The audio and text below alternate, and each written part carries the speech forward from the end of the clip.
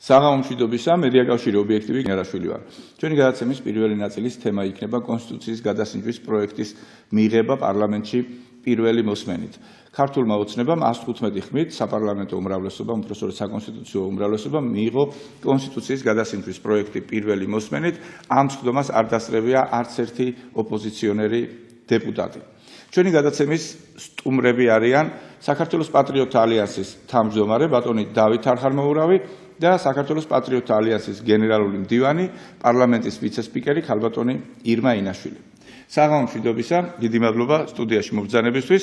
ფრაქცია საქართველოს პატრიოტებმა პირველმა გამოუცხადეთ ბოიკოტი საქართველოს პარლამენტის რიგარეშეს სხდომას და შესაბამისი განცხადებებიც გაკეთდა საზოგადოება ამის თაობაზე საქმის კურსია. თუმცა ძალიან აქტიურად მონაწილეობდა საქართველოს პატრიოტთა ალიანსი კონსტიტუციის გადასინჯვის პროექტის განხილვებში და ღიად საჯაროდ, ასე ვთქვათ, გამოთქვამდით თქვენს მოსაზრებას, ქალბატონო ირმა განსაკუთრებით თქვენი ყავით ამ თვალსაზრისით გამორჩეული და აპროტესტებდით იმ ცვლილებებს, რომელიც ქვეყნისთვის საზიანო შეიძლება ყოფილიყო. დღეს ჩვენ მოვისმინეთ პრემიერ-მინისტრის კვირიკაშვილის პარტია ქართული ოცნების თავმჯდომარის განცხადება, რომ ფაქტობრივად ბევრი ისეთი საკითხი, რომელსაც თქვენ აპროტესტებდით, მიწის გაყიდვას იგივე ვთქვათ, მიწა აღარ გაიყიდება და იჯარით გაიცემა. კვირიკაშვილმა თქვა, რომ ბარიერი დაიწევა, თქვენი ერთ-ერთი შეთავაზება სწორედ ესეც იყო, რომ თუ ბლოკებს გძალათ, მაშინ ბარიერი ცოტა მაინც უნდა დაიწიოს, რომ პარტიას მიეცეთ შენოში მონაწილეობის საშუალება და ბარიერის გადალახვის საშუალება. პრემიერ-მინისტრმა თქვა, რომ ჩვენ ბევრი რამ გავითვალისწინეთ და ძალიან გაკვირვებული და გაოცებულია იმის გამო, რომ მაინც უკმაყოფილოა ოპოზიციური პოლიტიკური სპექტრი. ფაქტობრივად, ყველა ოპოზიციური პარტია აპროტესტებს იმას, რაც დღეს ქართულმა ოცნებამ მიიღო საკონსტიტუციო უმრავლესობით პარლამენტში. მოდით დავიწყოთ საუბარი სწორედ ამ თემით. საქართველოს პატრიოტების პროტესტი. უპირველესად, რამ გამოიწვია? არის ერთი საკითხი, ეს უშუალოდ ეხება არჩევნებს, რომლის თაობაზეც ხელისუფლებამ არც ერთი ნაბიჯით უკან არ დაიხია. ეს იყო თუ არის კიდე სხვა გარემოებებიც, ბატონ დავით? პროტესტი არის ის, რომ არის ძალიან დიდი ტყუილი, ადგილი აქვს ძალიან დიდ ტყუილს. ჯერ ერთი ის ფაქტი, რომ კონსტიტუციაში იქნება ჩანაწერი, რომ მიწა არ გაიყიდება, ეს ჩვენ მოგწონს და გვიხარია. რაც შეეხება იჯარას, ეს სხვა თემაა, მე არც ის მომწონს, რომ იჯარაში უნდა გაიცეს, სხვათა შორის. უცხოელებზე მიწა, სასოფლო სამეურნეო მიწა არ უნდა არც იყიდებოდეს და არც იჯარით არ უნდა გაიცემოდეს. მაგრამ კარგია, რომ წერია, რომ არ გაიყიდება. ეს მოგწონს. ამის გამო არაა პროტესტი, თუმცა ამაზეც გვაომეს ძალიან ბევრი, გვაჭიდავეს ძალიან ბევრი და ეს ქონდა შემონახული, რომ ყველაფერს სხვაში მოგატყუებ და მე ხალხს ვეტყვი, რომ აჰა, ხო ნახე, მიწა ჩავწერე. კიდევ ერთხელ ვეუბნები ხალხს, კარგია, რომ წერია, რომ მიწა არ გაიყიდება, მაგრამ არც იჯარით არ უნდა გაიცეს, თორე ასე 100 წლით გასცემენ იჯარით. იგულისხმება მრავალწლიანი იჯარა ალბათ. ამიტომ ეს ერთი მხარეა და მეორე მხარეა, რომ ჩვენ უნდა გვესმოდეს, რომ ჩვენ უნდა ვცხოვრობდეთ მართლა თავისუფალ და სამართლიან საზოგადოებაში და როდესაც ვიღაცა პარალელურად ისეთ კანონებს ქმნის, რომ მარადიულად იყოს ხელისუფლებაში, ეს ყოველთვის ყველა ქვეყანაში ბოლოს რევოლუციით თავდება. ზუსტად ამას აკეთებს ეს ხელისუფლება. პროტესტი არის იმიტომ, რომ ადგილი აქვს უზარმაზარ უსინდისობას. უსინდისობაა, მე ბოლოდან ვიწყებ ის, რომ მთელი ეს წლები ჩვენ ვლაპარაკობდით, რომ თუ გამგებელი ერევა არჩევნებში, ის უნდა იჯდეს ციხეში. სანამ ქართული ოცნება ხელისუფლებაში მოვიდოდა, ისიც ზუსტად ამას ამბობდა. ადმინისტრაციული რესურსის გამოყენება. ეხლა უსინდისობა ისაა, რომ ამ ფონზე ქართული ოცნება მალულად, ჩუმად, ფარულად განიხილავს კანონში ცვლილებას, რომ გამგებელს უფლებას აძლევს და აკვირდი, მოითხოვოს საარჩევნო სიების საუბნო კომისიებისგან. ის კი არა, რომ ჩარევის გამო ციხეში ჩავ, პირიქით, უფლებას აძლევს ჩაერიოს. სიების გამოთხოვნის უფლებას აძლევს, მაგალითად. უსინდისობაა ის, რომ ის კი არა, რომ აქამდე ვიძახეთ, რომ კაცო, საარჩევნო კომისიაში ყველა დონის საუბნო იქნება საოლქო ცენტრი წევრი, ხო უნდა გყავდეს. ის კი არა, რომ ყველა პარტიას წევრები ყავდეს. პირიქით, ეხლა გეუბნება, რომ 10 წევრი მე მეყოლება 10. 10 სააკაშვილსაც არ ყავდა, ემა 7 ყავდა. 13-დან ყავდა 7. ამათ უნდა 13-დან 10 ყავდეს. და 3 წევრს გაძლევ შენო. აი ეს არის უსინდისობა. უსინდისობა არის ის კი არა, რომ საარჩევნო უბნებზე მოგცენ უფლება, რასაც ჩვენ ვითხოვდით, რომ ვიდეო, ჩაწერა, ბევრი დამკვირვებელი. ეხლა პირიქით გეუბნება, რომ თუ სამ პარტიას ერთი კანდიდატი ყავს, დამკვირვებელიც ერთი. მეტიც პირველად ეს პრეცედენტი არ აქვს სოფლიოში. საარჩევნო კომისიის, თქვათ, უბანზე, საუბნო საარჩევნო კომისიის ხელმძღვანელს აძლევენ უფლებას, რომ გააძევოს ჩვენი წარმომადგენელი უბნიდან. ესე იგი, თუ იქ დავინახეთ, რომ აშკარა გაყალბებაა და ამაზე ხმა ამოვიღეთ, გაგვაგდებენ იქიდან. ახლა კიდე ერთი უმნიშვნელო უსინდისობა წვერვალი რა არის, რომ აქამდე სულ იყო მთელი მსოფლიოს მოთხოვნა, რომ ეს ოქმები იყოს დაბალანსებული, ანუ ოქში ჩამდეს რამდენი კაცი მოვიდა, ვინ ვის რამდენი ხმა მისცა. იმის ნაცვლად, რომ რაღაც შემუშავდეს, რომ აი ამ ტყუილს ადგილი არ ქონდეს, ამაზე მეტი უსინდისობა რა გინდა. მეორე ოქმის უფლება შემოიტანეს. ანუ ერთი ოქმი არის დაუბალანსებელი, მეორე ოქს წერს მარტო ხელისუფლება. აი ეს 10 კაცი. დიახ. წერს მეორე ოქს და ამბობს, რომ აი ეს ოქმი, რაც ჩვენ დავწერეთ, ეხლა ეს არის ძალაში. ახლა ამას ეს უბრალოდ უსინდისობა კი არა, გაუგონარი რაღაცეებია. მაგრამ ეს ხელისუფლება, რა გითხრათ, არ ვიცი, ხა გიტლერის დროს არ ხდება, გეუბნება ამას ვიღებ ესე იქნება. ეს არის წარმოუდგენელი უზურპაცია საარჩევნო კანონმდებლობის და წარმოუდგენელი უზურპაცია ხებარემ დაწერეთ პირდაპირ რომ ვიქნებით მარადიულად ხელისუფლებაში. უსინდისობა ის არის, რომ მთელი საქართველო მოიარე, ვითომ განხილვარო, აბა როგორ ჯობია, თან იძახთი პირდაპირ რომ უნდა მაჩუქოთ გინდა თუ არა ხმები და ბოლოს მერე თქვი რომ ამას აზრი არ კი ვიარეთ, ძალიან კარგი, მაგრამ ეხა ჩვენ ვტოვებთ ყველაფერს როგორც იქნა და 8 წლის მერე ჩვენ რაღაცას გავაკეთებთ. რას ისიც არ ვიცით, მაგრამ გესმის დღეს ვიარეთ, მოვიარეთ მთელი საქართველო და 8 წლის მერე ესენი რაღაცას იზავენ. და მანამდე ამ კუთხით არაფერს არ ცვლიან და იმ კუთხით რაც გითხარით, ყველაფერს მოიპარავენ. აი ეს არის უზნეობა, უსინდისობა, ხელისუფლების უზურპაცია ცალსახა და ამიტომ ჩვენ ბოიკოტი გამოუცხადეთ, აქ არაა მარტო ბოიკოტზე ლაპარაკი, აქ ის არის, რომ არასამთავრობო ორგანიზაციებმა გააკეთეს განცხადება ყველამ ერთად. ეხლა დღეს დაიწერა განცხადება ყველა პოლიტიკურმა პარტიამ დაგმო ეს ყველაფერი და უარი თქვა საერთოდ მსგავს გაემიჯნა მთლიანად ამ ყველა აბსოლუტურად ყველა პოლიტიკური პარტია, პატარა, დიდი, საპარლამენტო, არასაპარლამენტო, არავინ არ დაუჭირა ამას ხარი. მთელი საერთაშორისო საზოგადოება, ამერიკის ელჩთანაც ჰქონდა ირმა-ინაშვილ შეხვედრა, ევროკავშირის თვითონ იტყვის და ესენი მარტო ზიან პარლამენტში და რასაც უნდა იღებენ. ამ უზნეობაში როგორ უნდა იმონაწილეო? აი ეს არის პროტესტი და ეს პროტესტი იწყება ეხლა. ეხლა იწყება, უკვე გითხარით, დღეს ყველა პარტიამ შექმნა დოკუმენტი, რომელშიც პირდაპირ დაგმო ყველაფერი ეს რაც ხდება, ამ დოკუმენტს ორი მიმართულება აქვს, ეს არის საშინაოც, რომ ჩვენ წავიკითხოთ საგარეო ვექტორიც, ოპოზიცია ამზადებს, იქნება ვიზიტი ბრიუსელში, მერე გადავალთ აქციებზე. ამათ და ამის უკან დგას ყველაფრის უკან ბატონი კვირიკაშვილი, რომელმაც მოგვიყვა დღეს, რომ თურმე ყველაფერი ბრწყინვალე და კარგად არის. ნუ რა უნდა ვთქვა ახლა? მე არ ვიცი. მე სანამ ქალბატონ ირმას ვთხოვდე ამ ბოიკოტთან დაკავშირებით და შემდგომ ნაბიჯებთან დაკავშირებით, მინდა ჩვენს მაყურებელს და მსმენელს მცირე ფრაგმენტები გავაცნო წერილიდან, რომელიც 14-მა პოლიტიკურმა ძალამ ფაქტობრივად ყველა კვალიფიციურმა პარტიამ გაუგზავნა, უბრალოდ გაუგზავნის ევროპის საბჭოს გენერალურ მდივანს, ევროპის საბჭოს საპარლამენტო ასამბლეას, ევროპის საბჭოს ვენეციის კომისიას, ევროპის პარლამენტს, EUTO-ს, საქართველოში აკრედიტებულ დიპლომატიური კორპუსის წარმომადგენლებს. ამ წერილში აღწერილია ვითარება, რაც შეიქმნა კონსტიტუციის გადასინჯვის პროექტის პირველი მოსმენით მიღებამდე და მიღების შემდგომ ვითარება აღწერილი და შემდგომ ეს ოპოზიციური პარტიები მოითხოვენ, რომ კონსტიტუციის, ეგრეთ წოდებული კონსტიტუციის ახალი რედაქცია აცხადებენ უბრალოდ არის ანტიდემოკრატიული, არ ასახავს ქართველი ხალხის ნებას და არ შეიძლება ჩაითვალოს ლეგიტიმურ დოკუმენტად.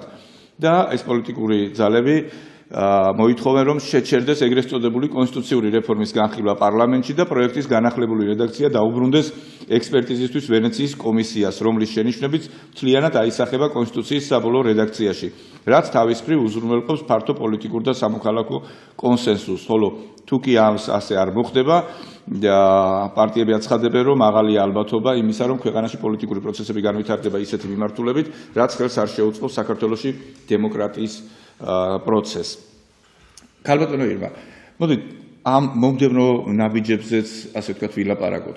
ბატონმა დავითმა აღნიშნა თქვენი შეხვედრების თაობაზე შეერთებული შტატების ელჩთან და ევროკავშირის ელჩთან. ეს რა თქმა უნდა ორივე გავლენიანი ელჩია და მათ ამ მოსაზრებას ხელისუფლება ანგარიშს უწევს, მაგრამ ამ წერილის ადრესატები უფრო ასე ვთქვათ ფართო სპექტრია.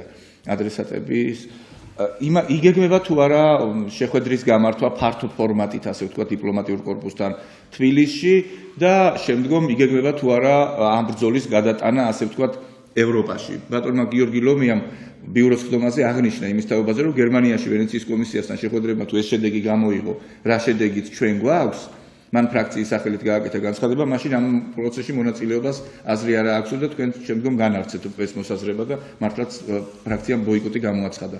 რა ნაბიჯების გადადგმას აპირებთ უკვე საპარლამენტო პოლიტიკური ძალა არასაპარლამენტო პოლიტიკურ ძალებთან ერთად? ჩვენ პირველი საპარლამენტო პარტია ვართ, რომელმაც პირველი განცხადება გააკეთა ბოიკოტის გამოცხადების თაობაზე. ბოიკოტი ჩვენ გამოუცხადეთ ამ ტყუილში მონაწილეობას. რიგარეშე სხდომები ეს არის უბრალოდ სპექტაკლი. ჩვენ არ ვიმონაწილევთ ამაში და მაშინ თუ გახსოვთ მე ვთქვი რომ გამოვიყენებთ პირველი სხდომის საპარლამენტო ტრიბუნას 10 წუთიან დროს ფრაქციისას, რათა მიგვემართა ჩვენი საზოგადოების და მთავარი გზავნილი მიგვეწოდებინა ჩვენი ხალხისთვის, მაგრამ მოხდა ისე რომ დაიგეგმა სასწრაფო შეხვედრა ამერიკის შეერთებული შტატების ელჩთან და მე მეორე დილით უკვე შევხვდი ამერიკის შეერთებული შტატების ელჩთან, ამიტომ აღარ წავედით ქუთაისში და აქ თბილისის საპარლამენტო ტრიბუნიდან ჩავატარეთ ბრიფინგი და მივმართეთ ჩვენ საზოგადოებას. ძალიან მნიშვნელოვანი იყო შეხვედრა შეერთებული შტატების ელჩთან. მე მას მივაწოდე ინფორმაცია საკონსტიტუციო განხილვების შესახებ. ის ინფორმირებულია ცხადია, ისევე როგორც ყველა სხვა ელჩი, რომელიც საქართველოში დღეს არის წარმოდგენილი, მაგრამ მე კიდე დამატებითი ინფორმაცია მივაწოდე, რატო არის ეს ჩვენთვის მიუღებელი და რა მიზეზები აქვს ბოიკოტს.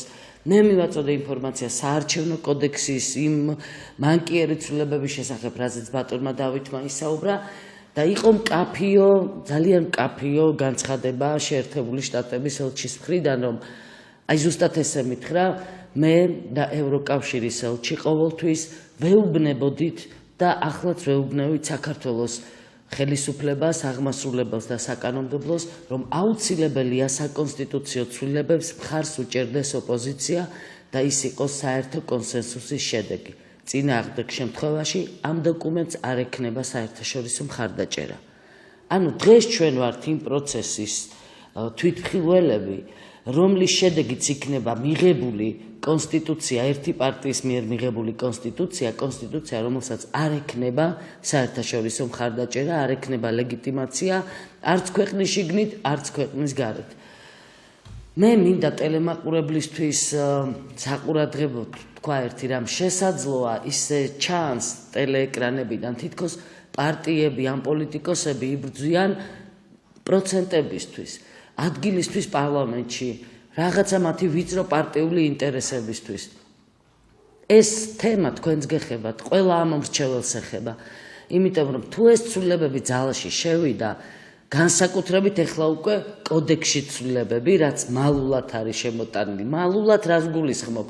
ინიცირებულია ოფიციალურად პარლამენტში, უბრალოდ არ ხმაურდება ეს თემა, რა მანკიერებები აქვს შემოტანილი საარჩევნო კოდექსში და კიდევ სხვა კანონებში შედის ცვლილებები პოლიტიკური პარტიების საქმიანობის შესახებ და ასე შემდეგ, ეს არ არის საინტერესო. თქვენ გართმევენ არჩევანის უფლებას, პოლიტიკოსებს გვართმევენ რწმენას არჩევნებისადმი, მაგრამ თქვენც ხო ამ ქვეყნის მოქალაქეები ხართ, როგორც ჩვენ პოლიტიკოსები, თქვენ არჩევანის უფლებას გართმევენ, ჯერის მოდელი რაც იყო წარმოდგენილი ბონუსები, ესეთი რამ კაცმა რო იფიქრო და ბევრი ცუდი აზრი მოგდის ხო თავში ჩვეულებრივ მოკვდავ ადამიანს და ებრძვი ამ ცუდ აზრებს, რომ ის მერე არც გაახმოვანო და არც განახორციელო შენ ცხოვრებაში. და ესეთი აზრი რომც მოგივიდეს, რომ ყველა ხმა შენ უნდა მიიტაცო, ეს არ უნდა გაასაჯარო, მაგრამ ყველა ამ საჯარო შეხვედრისას და თუ მე მიყურებენ იმ ქალაქების მაცხოვრებლები და მიყურებენ, რა თქმა უნდა, სადაც ვიყავით, ჩვენ ჩხუბობდით, კამათობდით, ვსჯელობდით იმაზე, რომ ეს არის მიტაცება, ეს არის ძალიან ცუდი, როცა შენ არ გეკუთვნის იღებ.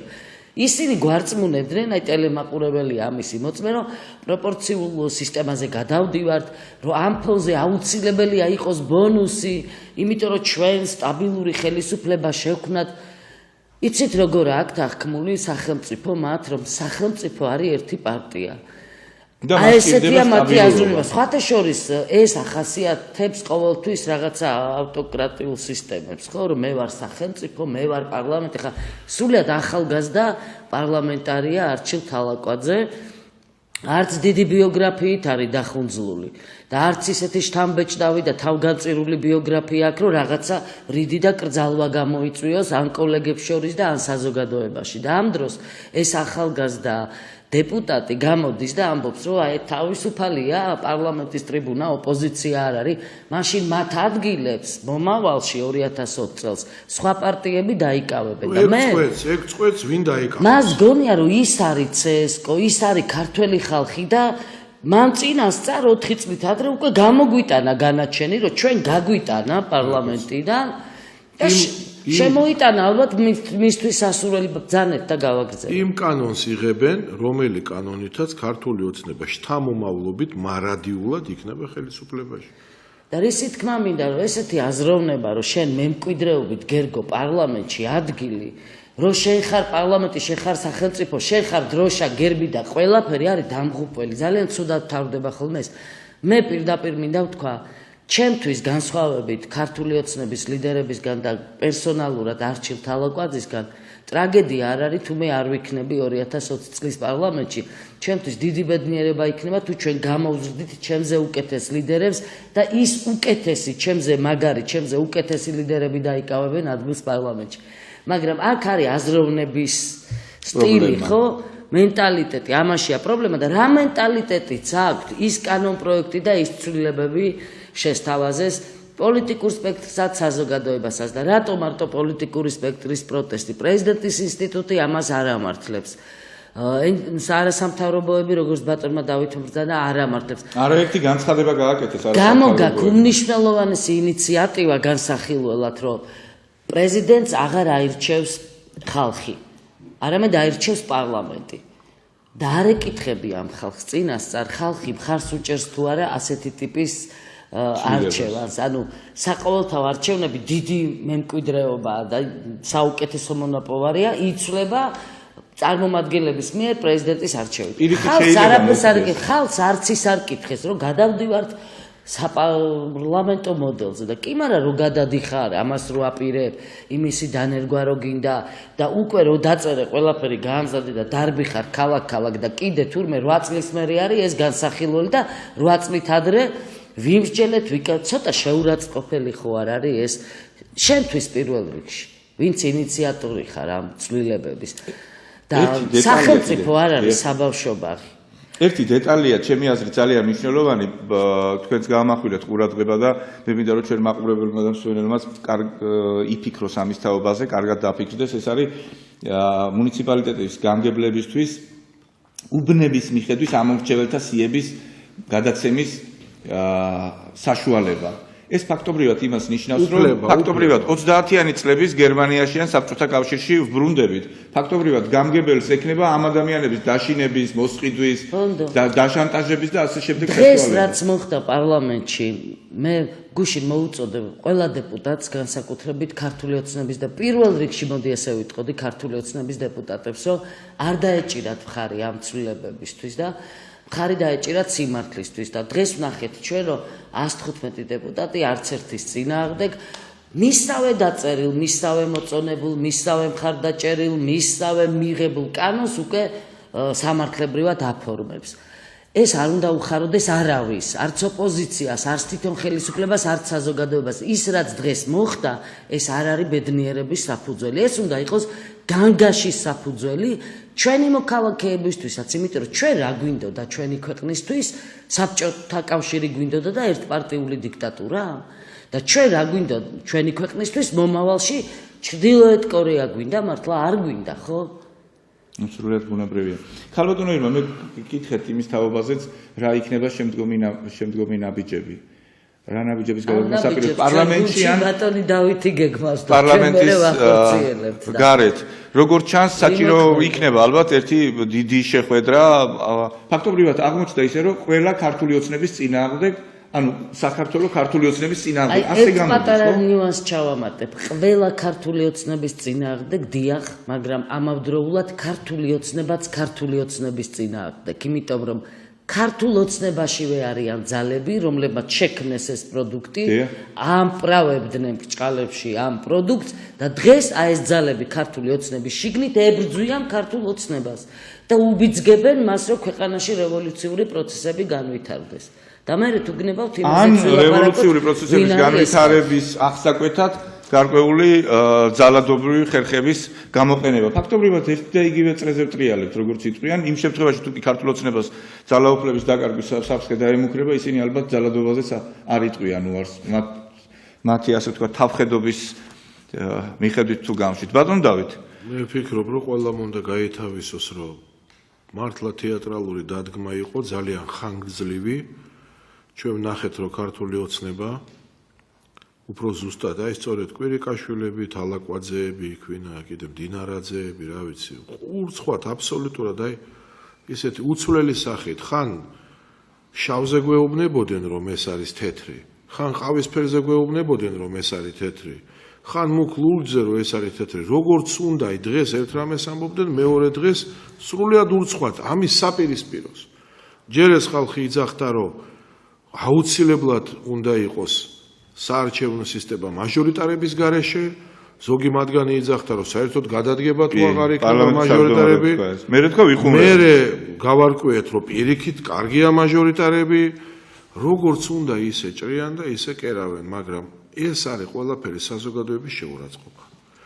ყველაზე მთავარი მაინც არის ის, რომ თვითეულმა ჩვენთაგანმა უნდა გაითავისოს ერთი რამ.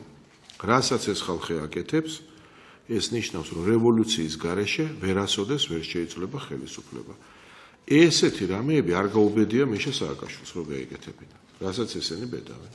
კონსტიტუციაში მას მასკარადი არ გაუმართავს, მაგრამ 2010 წელს ძალიან სერიოზულად შეცვალა კონსტიტუცია, როგორც ფიქრობდა სათავისოდ. კი, მაგრამ ის პროცესი შეფუთული იყო. აი, ერთ-ერთ შეხვედრაზე მე ასეთი ცვლილებები არ შეუტანია. დინარაძეს უთხარი ერთ-ერთი საჯარო განხილვისას თბილისში მოსწავლე ახალგაზრდობის სასახლეში. თქვენ იცით როგორი ხალხი ხართ მეთქი? ის წინა რეჟიმი ხო აწამებდა, კლავდა, რაღაცა სადიზმს იჩენდა. თქვენ ამას არ აკეთებთ. თქვენ გვეფერებით, თბილის სიტყვებით, ლამაზი სიტყვებით ანადგურებთ რაღაცა პროცესებს, თქო და ანადგურებთ ადამიანებს მეთქი და ზუსტად ამას აკეთებენ. უარეს კიდე აკეთებენ, ოღონდ არავის არ იჭერენ და არავის არ კლავენ. ჩვენ გვიხარია რომ და ამას გვაყვედრიან, რო არ კლავენ. გვიხარია რომ არავის არ კლავენ, მაგრამ ეს არ ნიშნავს რომ უნდა დაამყარო დიქტატურა, როგორიც ჰქონდა, რა ვიცი, ადოლფ ჰიტლერს. ეს არ უნდა ხდებოდეს 21 საუკუნეში. ეხლა გზა რა არის, ერთადერთი გზა არის აქციები აქ, ამაც სხვა არ ესმით, ეთყობა, უნდათ რევოლუცია, უნდათ, ესე იგი, უნდათ ეს ბრძოლა ჩხუბი იქნება და დაპირისპირება იქნება ეს დაპირისპირება, არ არის პრობლემა. მაგრამ ეხლა ჯერ კიდევ, რას ვაკეთებთ? წერილი დღეს ნახეთ, ყველა პოლიტიკურმა პარტიამ პრაქტიკულად დაგმოეს ყველაფერი, ყველა აბსოლუტურად ყველა არასამთავრობო მოახლოეს პერიოდში იქნება დიდი შეხვედრა, ამ შეხვედრაზე იქნება ყველა ელჩი, ყველა პარტია, ყველა არასამთავრობო ორგანიზაცია, მოკლედ ყველა ვისაც კი რაიმე შეხება აქვს ამასთან, კიდევ ერთხელ ყველა თუმცა აქამდეც წერილები არის დაგმობილია, კიდევ ერთხელ გაცხადდება ეს, ყველა ხედავს, რომ დღეს არის მხოლოდ ქართული ოცნება და აბსოლუტურად ყველა დანარჩენი, ამის შემდეგ არის ვიზიტი ერთი სტრასბურგში და ბრიუსელში და ამის პარალელურად დაიწყება დაგეგმა საფროტესტო აქციების. ანუ სამობილიზაციო შეხვედრები მთელი საქართველოს მასშტაბით დიდ დაიწყება სამობილიზაციო შეხვედრები მთელი საქართველოს მასშტაბით. დრო ძალიან ცუდია, ეხლა კიდე ივლისია, არჩევნები არის ოქტომბერში, ხო? დაიწყება სამობილიზაციო შეხვედრები მთელი საქართველოს მასშტაბით და გადაწყვეტილება იქნება მიღებული ალბათ სექტემბრიდან უწყვეტ რეჟიმში დაიწყება საპროტესტო აქციები და მიტინგები.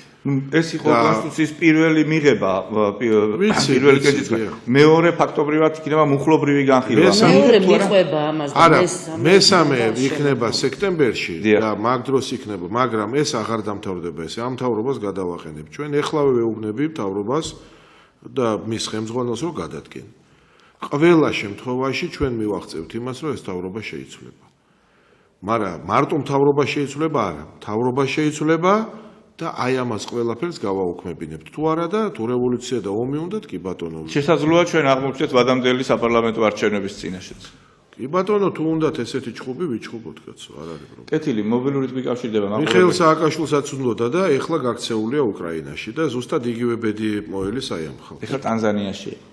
უკრაინასაც აღარ უნდა, პოროშენკომ გააკეთა განცხადება, რომ ის ჩემთვის დასახმარებლად ჩამოვიდა აქ და სინამდვილეში არაფერსაც არ აკეთებს, არაფერში არ მეხმარება. დღეს გააკეთა ბრიუსელში ეს განცხადება უკრაინის პრეზიდენტმა პოროშენკომ. მობილურით მიკავშირდება მაყურებელი, ახლა მას მოусმინოთ. დიახ. გამარჯობათ ბატონო დავით ქალბატონო ირმა დიდი სიყვარული პატივისცემა და დიდი ერთგულებით მოგესალმებით და მიხარიათ ყურება ჩემო გმირო ქალბატონო ირმა ძალიან შეზრწმუნებული ვარ მთავრობის საქციელით ამასთან მთავრობის მიღებული გადაწყვეტილებებით და ამ ხელა დაცინვით ქართველი ერის მიმართ ამათი გაჩერება სექტემბრამდე კი არა საათებიც კი უნდა დაეთვალოთ უკვე ხელა საშიშროების წინაშე არის ჩვენი ქვეყნის მომავალი ძალიან საშიში ძალაა და გული მწყდება რომ აი ეს პირველად ვამბობ ამას და გული მწყდება ღმერთ მაღალ გამამეორებინოს ეგრე არ იყოს საქმე რომ საშიში ძალა არის გაცილებით უფრო ვიდრე იყოს სააკაშვილი ძალიან საშიშები არიან ამათ მართლა კომბლებით უნდათ იქიდან გამოვეკვა ამათ არც კონსტიტუცია უნდა მივაღებინოთ ახალი არც არაფერი არ უნდა გავაკეთებინოთ უკვე და მე მზად ვარ საკმაოდ ასაკოვანი ადამიანი თქვენ გვერდზე ვიყო ჩემი ყველა მთელი ენერგიით მთელი ჩემი ჯანმრთელობის შეწივით ემათი გაჩერება აღარ შეიძლება. კეთილი, დიდი მადლობა რომ დავიკავშირდით. მე მინდა რომ სწორედ გაიგოთ, მე ვთქვი რომ ივლისში იქნება შეხვედრები და დიდი შეხვედრები, ოღონდ მთელი საქართველოს მასშტაბით ივლისში იქნება ბათუმიც, ქუთაისიც, თელავიც, ზუგდიდიც და დიდი გენერალური თბილისში შეხვედრები უკვე დაიწყება თქო სექტემბრიდან. აი დაახლოებით ეხლა ესეთი გეგმაა და აღარ შეწყდება ოქტომბრამდე და სანამ ეს მთავრობა არ გადადგება. დღევანდელ ხელისუფლებას აქვს ესეთი მოლოდინი, რომ ამ პროცესში ჩვენი საზოგადოების დიდი ნაწილი ვერ ერკვევა კარგად. ანუ ხალხი იგებს იმას, რომ კარგია რომ მიწასთან დაკავშირებით ჩაიწერება კონსტიტუციაში თუ ორგანულ კანონში რომ მიწა არ იყიდება, აი ხო პოზიტივია ეს ქორწინება, ხო პოზიტივია ეს, ანუ წინა პლანზე უნდა თან ესეც ქალბატონო ირმა დამეთანხმებით ავაზაკობაა, როდესაც ამ უმნიშვნელოვანეს თემას ოჯახის ინსტიტუტს და მიწას სატყუარად იყენებ ხალხთან ურთიერთობაში. ზუსტად ამისი თქმა მინდა და იმედი აქვთ ძალიან ცუდად იცნობენ ჩვენ ერს წუხვარ და ცუდად იცნობენ ჩვენ ხალხს და ცდებიან რომ ჩვენ ხალხს არ აინტერესებს არჩევნები და არ აინტერესებს მისი ხმის ბედი და მათი შვილების მომავალი და მათი ბედი და ცდებიან რომ ვერ ერკვევა ჩვენი ხალხი ან მიტაცება რა არის მანდატების ან ის რა არის გამგებელი რომ სიას იღებს უბნიდან ქართულ ოცნებას მინდა მივმართო გადაიტანა ეს ჩვენმა ხალხმა თქვენი მმართველობის პერიოდში ჩატარებული არჩევნებისას გამგებლებიც ნახა სიითხელში პოლიციის უფროსებიც ნახა და სოფლის რწმუნებულებიც ცემაც ნახა ტყეპაც და კიდე დაშინება რომ თუ ქართულ ოცნებას ხმას არ მიცემ სოციალურ დახმარებას წაართმევთ ისედაც გაღატაკებულ ადამიანებს და მე ტყილა არ მომითხოვია პრემიერის გადადგომა და ტყილა არ მოუწოდე რომ დატოვოს დაკავებული თანამდებობა. ეს არ ეხება მარტო არჩევნებს, ეს ეხება ქვეყანაში უმძიმეს სოციალურ-ეკონომიკურ ვითარებას. რა გაკეთდა, რა პროგრესი გვაქვს ჩვენ კვირიკაშვილის პრემიერობის დროს? ან დასაქმება არის უფრო მაღალი დონის, ან ჩვენი მოსახლეობა აღარ არის მშიერი და აღარ წყურია და აღარ შივა, ან განათლების დონე შეიცვალა სამარცხვინო, ჯეჯელავას ყველა განცხადება არის სამარცხვინო. როგორ შეიძლება ესეთი ადამიანი შენ გაძლევდეს, სახელმწიფოს აძლევდეს რაღაცა პიარულ რჩევებს და რა მოხდა კარგი დღეს კიდე ერთი აი სრულიად ისეთი რა შოკის მომგვრელი განცხადება პრემიერის მხრიდან ჩვენ ქარის ელექტროსადგურები ავაგეთ და ეს ექსპლუატაციაში შედის და მოუწოდებს ჩვენს ღატაკ ფშიერ უფულო თანამამულეებს რომ შეიძინონ აქციები ამ ელექტროსადგურებში. ეხლა ეს ხალხის დაცინვა არ არის, არ უნდა გადადგე, აბა რა უნდა ქნა. უნდა გადადგე, როცა შენი პრემიერობის პერიოდში კონსტიტუცია ჩაიდე ჯიბეში. შენი პრემიერობის პერიოდში და პირობებში გადაარჩინე, პირდაპირ შენ გადაარჩინე ბოკერია და იყო კვირიკაშვილის პროექტი, დიახ ბოკერიას პროექტი. შენი პრემიერობის პერიოდში არის სიღარიბე გაზრდილი რამდენადმე და მალავს ამას ხელისუფლება არ ამბობს.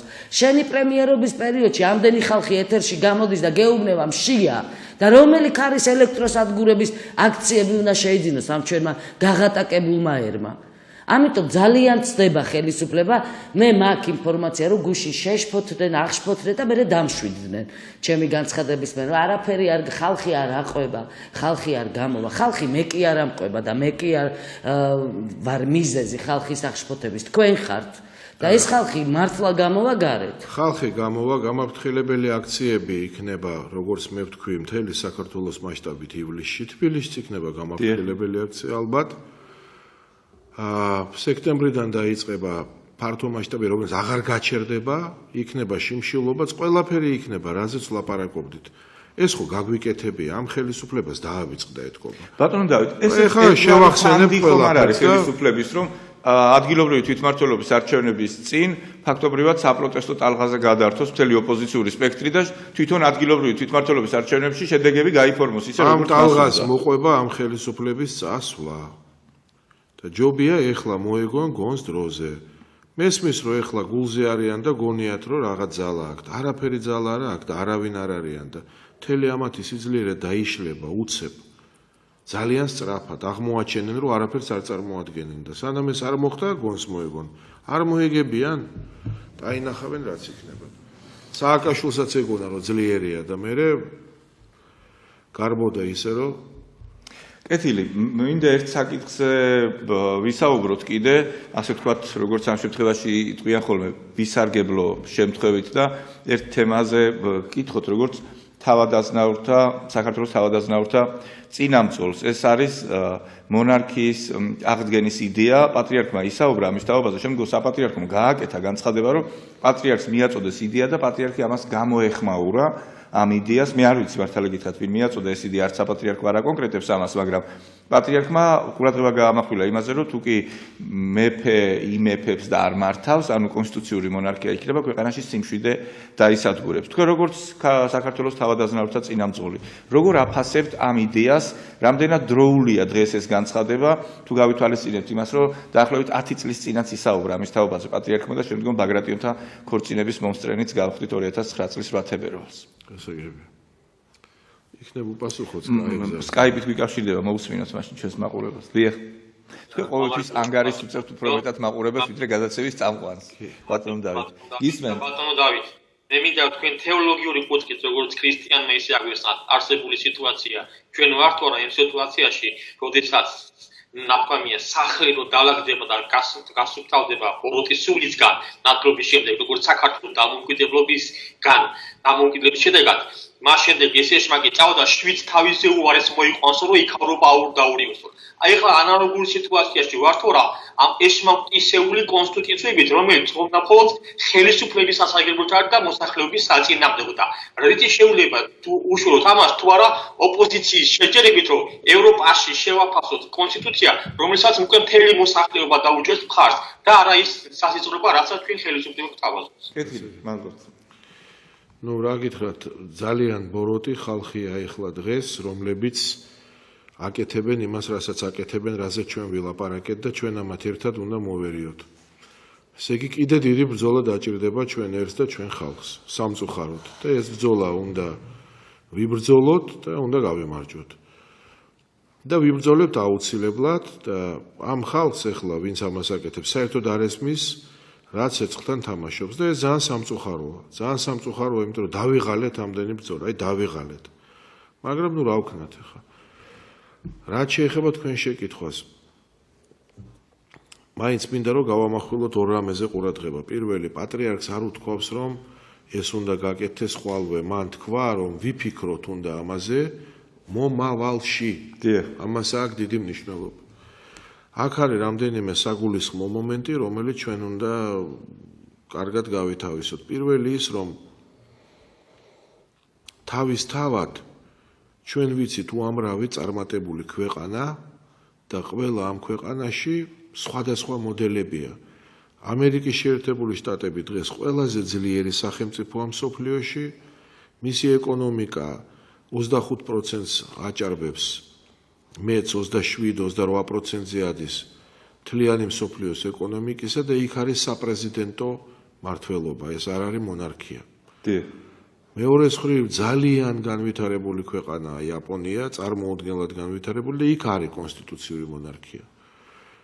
ჩინეთი არის დღეს ერთ-ერთი ყველაზე განვითარებული ქვეყანა მსოფლიოში, ეჭიდავება ეს რო ვთქვათ ასეთი სიტყვა რო ვიხმაროთ ამერიკის შეერთებულ შტატებს, მაგრამ იქ საერთოდ კომუნისტური პარტიის მმართველობაა.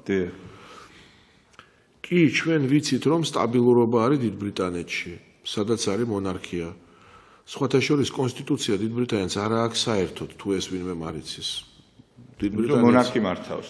იქ პრეცედენტული სამართალია, სხვა ტიპის სამართალია, კონსტიტუცია როგორც ასეთი არ არის და უფრო საპარლამენტო მონარქიაა იქ. კონსტიტუციური მონარქია შვედეთში მაგალითად, ან ჰოლანდიაში მაგალითად, ბელგიაში და არის წარმატებულად იქ. მეტიც ბელგიელები ამბობენ, რომ დავიშლებოდით, იმიტომ რომ იცით იქ ფრანგები, ფლანდრიელები ერთმანეთთან დაპირისპირებაა, მაგრამ აი მეფის გამო.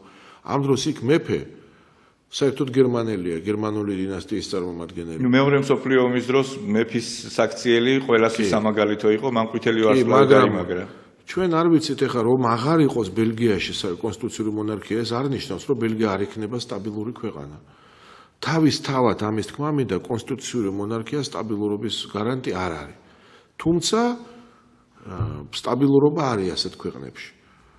ეს ერთი რაც უნდა ითქვას, მეორე უნდა ითქვას, არის სხვადასხვა შეხედულებები. მე მიმაჩნია, რომ კონსტიტუციური მონარქიაც წარმატებული მოდელია და საპრეზიდენტო მმართველობაც წარმატებულია, თუ ეს მოდელი მსგავსია, ვთქვათ, ამერიკის მოდელისა. მე მიმაჩნია, რომ ფრანგული შერეული, სადაც არის პრემიერი, პრეზიდენტი და პრემიერი, ესეც წარმატებული მოდელია და გერმანული საერთოდ საპარლამენტო რესპუბლიკაა, მაგრამ იქაც წარმატებული მოდელი. ასე რომ მე მიმაჩნია, რომ ბევრი მოდელი შეიძლება იყოს წარმატებული და მათ შორის კონსტიტუციური მონარქიაც და თავისთავად კონსტიტუციური მონარქია ცუდი არ არის, მაგრამ მეორე საკითხია, რომ ჩვენ ყველამ ასევე უნდა გავითავისოთ, რომ არ შეიძლება კონსტიტუციური მონარქია ქვეყანაში ჩამოყალიბდეს, თუ ამას ხარს არ უჭერს აბსოლუტური უმრავლესობა მოსახლეობის. აი ეს უნდა კარგად გავიაზროთ კონსტიტუციური. ანუ არა მხოლოდ მეფის, არამედ ინსტიტუციის მიმართ პატივისცემა უნდა არსებობდეს. კონსტიტუციური მონარქია ვერ ჩამოყალიბდება მხოლოდ იმიტომ, რომ ვთქვათ, ამას 50% დაუჭერს ხარს, არა. კონსტიტუციური მონარქია რომ ჩამოყალიბდეს, მინიმუმ 80% უნდა უჭერდეს ამას ხარს. მეტიც, ჩემი აზრით 85 და 90%. აი ესაა მეორე. თუ ამდენი ხალხი უჭერს, მაშინ კი, თუ არა და არა. და მესამე, ეს რომც მოხდეს, ვთქვათ, გაირკვა რომ 80, 85 და 90% უჭერს ხალხისა. ისიც უნდა გავითავისოთ, რომ ეს მაინც ვერ მოხდება ერთ წელიწადში. ეს 10 წლეულების თემა, ეს ჩვენ ამას ვერ მოვესწრებით. გესმით, ეს არ არის 1 წლის, 2, 5, 10 წლის თემა, ამას ჩვენ ვერ მოვესწრებით და აქ არის ძალიან დიდი სიფრთხილე საჭირო. იმიტომ რომ ეხლა ეს დღეები სულ მე კი აბა ვინ იქნება აი თქვენ ხო ხართ მეფის შთამომავალი, მე არასოდეს არ ვიქნები, ეს უნდა იყოს გასაგები. მე აბა ნუგზარ გრუზინსკი ის ხო თქვენი ნათესავია. არავით არის, კი, ნუგზარ გრუზინსკი არის ჩემი უახლოეს ნათესავი. მაგრამ ამას არავითარი მნიშვნელობა არ აქვს. კი ის დღეს უპირატესი სხვებს შორის, მაგრამ სამეფო სახლის მეთაურია, არც ამას არ აქვს მნიშვნელობა. ეს არ მოხდება უახლოეს 10 წლებში და სულ სხვა ადამიანების დროს იქნება. სულ სხვა კანდიდატურები იქნება, სულ სხვა ხალხი. ჩვენ სიცოცხლეში ამას ვერ მოვესწრებით, თუ ეს საერთოდ იქნა. თუ იქნა საერთოდ, ვიმეორებ, 80, 85 და 90% და მე დიდი სიფრთხილეა საჭირო სიტყვებში. ძალიან დიდი იტყვირა მე ნუგზარ გრუზინსკი დაიწყება თავდასხმები ესე იგი გალანძღავენ, ყველანაირ შეურაცხყოფას მიაყენებენ. ჩვენ ხო ისეთ საზოგადოებაში ცხოვრობთ, რომ თუ ვინმე რამე ადამიანის გვარს და სახელს ამბობ, იმ წუთასვე იწყება უზარმაზარი თავდასხმები და რაღაცა. ამიტომ რომ დამშვიდდეს ყველა ეს არ შეიძლება მოხდეს 5-10 წელიწადში, ამას ძალიან ბევრი აწლეულები უნდა. ეს საერთოდ შეიძლება ვერ მოხდეს თუ ამას 80, 85, 90% არ უჭერს ხარს. ეს არანაირ კავშირში არ შეიძლება იყოს ჩემთან საერთოდ და გამოვიჩინოთ სიფრთხილე და ნუ რა ვითარ ადამიანებს ნუ ვასახელებთ, რომ ისინი არ გახდნენ უზარმაზარი თავდასხმების. ამიტომ იმ ნუგზარზე ძალიან ფრთხილად უნდა ვილაპარაკოთ, რომ ავარიდოთ ყველანაირ დარტყმებს და სხვებზეც. ეს ჩვენ სიცოცხლეში არ მოხდება, სხვა დროს მოხდება, სხვა ადამიანების თუ მოხდება, სხვა ადამიანების დროს სხვა საზოგადოება იქნება, სხვა თაობები იქნება. და რაც თავარია, სხვა საქართველო იქნება. ალბათ, სხვა საქართველო იქნება და იმ საქართველოში როგორი წყობის მოსურნეები იქნებიან, კონსტიტუციური მონარქიის, საპრეზიდენტოსი, სუპერსაპრეზიდენტოსი თუ საპარლამენტოსი, ამას უკვე იმ საუბრის წარმომადგენლები გადაწყვეტენ. დამშვიდეთ, პატრიარქმა ხოლო თქვა, რომ ვიფიქროთ მომავალში. აი ეს იყო. ეს სხვა რამე იყო. დიდი მადლობა სტუდიაში მობრძანებისთვის ბატონი დავით თარხანმოურავი საქართველოს პატრიოტთა ალიანსის თავმჯდომარე და ქალბატონი ირმა ინაშვილი პატრიოტთა ალიანსის გენერალური მდივანი საქართველოს პარლამენტის ვიცე-სპიკერი სტუმრობდნენ ობიექტივის ღამის სტუდიას.